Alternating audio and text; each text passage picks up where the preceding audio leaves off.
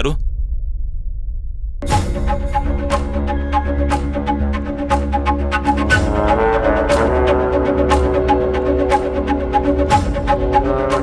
ಏನು?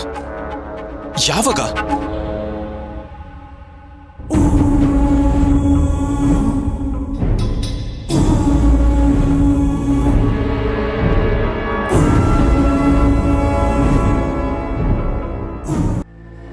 ಅಗಸ್ತ್ಯ, ಏನಾಯ್ತು?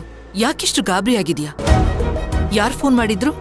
ಅಮ್ಮ, ಅದು ಅಗಸ್ತ್ಯರೇ, ಏನಾಯ್ತು ಹೇಳಿ.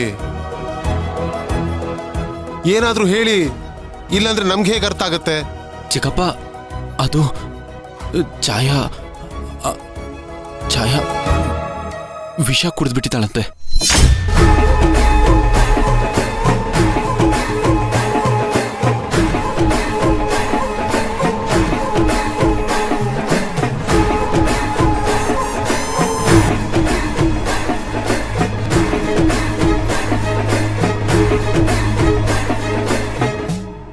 ಏನ್ ಹೇಳ್ತಿದ್ದೀರಾ ಅಗಸ್ತ್ಯರೇ?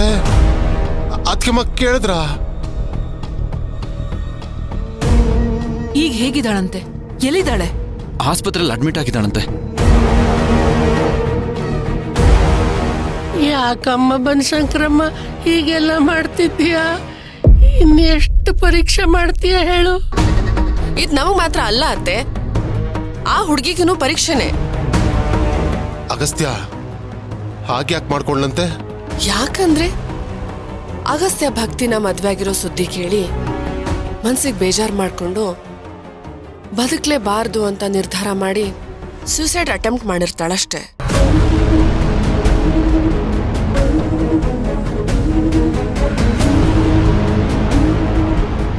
ಪಾಪ, ಅದೆಷ್ಟು ನೊಂದ್ಕೊಂಡು ನಿರ್ಧಾರ ತಗೊಂಡ್ಲು ಏನೋ. ಎಲ್ಲ ಈ ಮದುವೆಯಿಂದಾನೆ.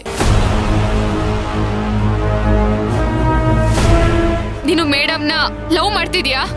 ಹೌದು. ಇಲ್ಲ. ಯಾಕೆ ಈ ವಿಷಯ ನನ್ನ ಹತ್ರ ಮುಚ್ಚಿಟ್ಟೆ? ಕೆಲವೊಂದ್ಸರಿ ಕೆಲವು ಪ್ರಶ್ನೆಗಳಿಗೆ ಮೌನನೇ ಉತ್ತರ ಭಕ್ತಿ.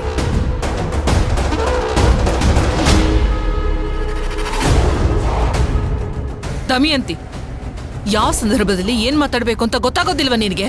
ಸುಮ್ನೆ ಬಾಯಿಗೆ ಬಂದಿದ್ದೆಲ್ಲ ಮಾತಾಡ್ತಾ ಇದೆಯಲ್ಲ. ಅಯ್ಯೋ, ನಾನೇನು ಹೇಳ್ದೆ? ನಾನ್ ಹೇಳ್ತಿರೋದ್ರಲ್ಲಿ ಏನಾದ್ರೂ ಸುಳ್ಳಿತ್ತಾ? ನಿನಗೆ ಗೊತ್ತು ಛಾಯಾ ಅಗಸ್ತ್ಯನ ಎಷ್ಟು ಪ್ರೀತಿಸ್ತಿದ್ಲು ಅಂತ. ಸಾಕು ಅಂದೆ.